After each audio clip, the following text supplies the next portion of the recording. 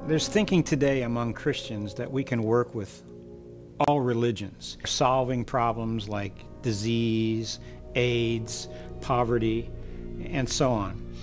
This is an ecumenical idea, meaning that, that all religions have a part to play in solving the problems that we see around the world. What gods are these religions submitted to? Is this the biblical God? Well, no. If you're working with Muslims, it's Allah. Allah has no son.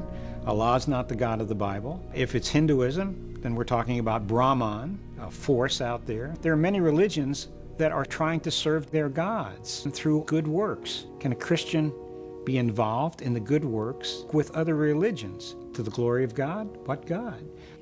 Romanism's religio-political ideal dovetails with present-day goals of the emergent church movement, the purpose-driven movement, the New Apostolic Reformation, Reformed theology, and other evangelical Protestant denominations that believe they must comply with today's cultural mandate to bring about God's kingdom on earth for Jesus Christ to return to.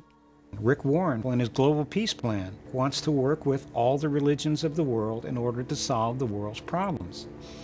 Can't be done without compromising the faith. Problem is, all those religions believe that they will have salvation, attain nirvana or paradise or heaven, whatever it might be, through their works.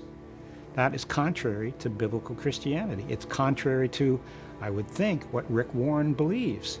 You're not saved by your works. You're saved by faith in Jesus Christ, who paid the full penalty for your sins.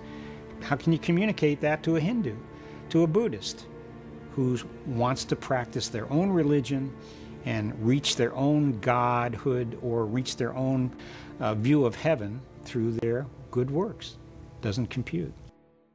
The person over here who asked about the millennial goals, I met last month with Secretary General Ban Ki-moon to talk about faith-based organizations working with the UN on this.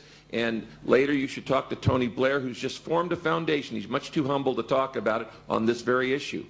To my brother, Islamic brother here from Italy, I would say, I'm not really interested in interfaith dialogue. I'm interested in interfaith projects. We got enough talk.